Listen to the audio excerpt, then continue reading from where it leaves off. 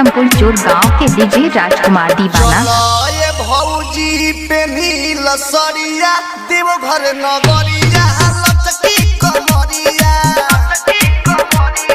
चलो ये भौजी पे नील सरिया देवघर नगरिया लचकी कमरिया।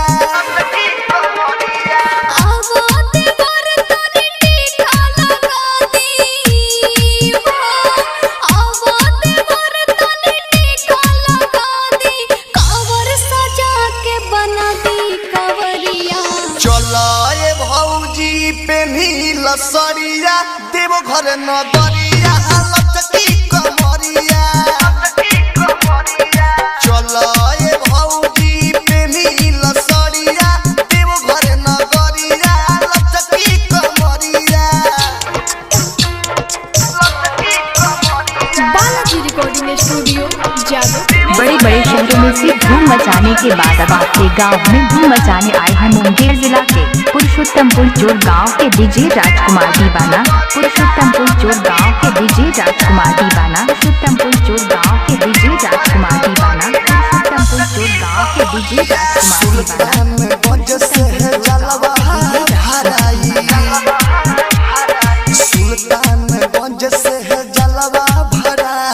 नाचत गावत सब है देवघर ले जाई।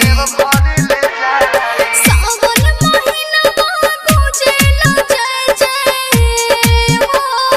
सावन महीना गुजेला जय जय सारा शहर और सारा बजरिया।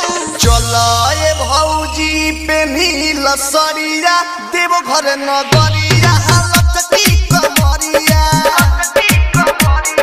चलो ये भौजी पे नील सरिया देवघर नगरिया लचकी कमरिया।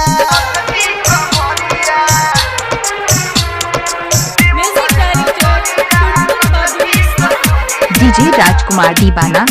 डीजे राजकुमार दीवाना। डीजे राजकुमार दीवाना। डीजे राजकुमार दीवाना।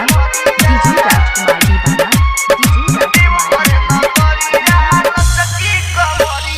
साउंड बढ़ा के गाना बजाई।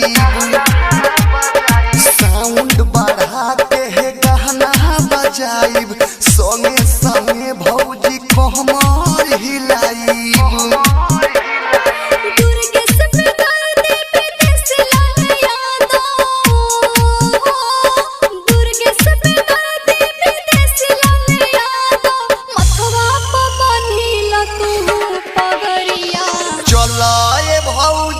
पे नील सरिया देवघर नगरिया लचकी कमरिया।